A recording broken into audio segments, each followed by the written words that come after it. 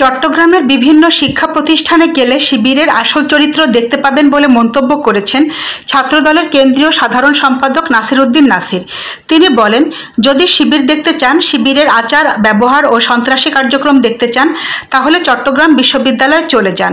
বুধবার 23 জুলাই বিশ্ববিদ্যালয়ের শহীদ সুখরঞ্জন সমাদ্দার ছাত্র শিক্ষক সাংস্কৃতিক কেন্দ্রে শাখা ছাত্রদল কর্তৃক জুলাই শহীদদের স্মরণে আয়োজিত সভায় প্রধান অতিথির বক্তব্যে তিনি এসব কথা বলেন।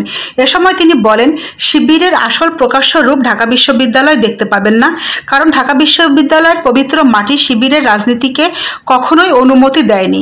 গণ অভ্যুত্থান পরবর্তী সময় ঢাবির কিছু দুষ্কৃতকারীদের সংঘবদ্ধ সহায়তায় তারা কার্যক্রম পরিচালনা করছে। গুপ্ত সংগঠনের রাজনীতি থেকে আমাদের সতর্ক থাকতে হবে, তাদের বিরুদ্ধে ছাত্রদলের নেতাকর্মীদের ঐক্যবদ্ধ থাকতে হবে। নাসির উদ্দিন আরও বলেন, রাজশাহী বিশ্ববিদ্যালয় গত 5 বছরের বেশি সময় ধরে সাধারণ শিক্ষার্থীদের উপর কী ধরনের নির্যাতন চালানো হয়েছে।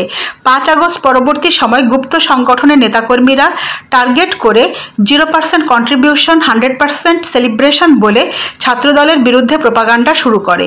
5 আগস্টের পর ছাত্র শিবির আত্মপ্রকাশ করায় আমরা স্বাগত জানিয়েছিলাম, কিন্তু দেখবেন যে ক্যাম্পাসে তাদের অবস্থান রয়েছে সেখানে তারা আত্মপ্রকাশ করেছে, আর যেখানে সক্ষমতা দেখাতে পারে না সেখানে গুপ্ত অবস্থায় রাজনীতি করছে, কমিটি প্রকাশ করছে না। রাবি শাখা ছাত্র দলের সিনিয়র যুগ্ম আহ্বায়ক সর্দার রাশেদ আলীর সঞ্চালনায় এতে বিশেষ অতিথি হিসেবে ছিলেন ছাত্রদলের কেন্দ্রীয় সংসদের সহসভাপতি মোহাম্মদ জহির রায়হান আহমেদ।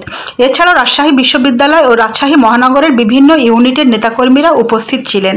নয়নতারা নিউজ, ঢাকা।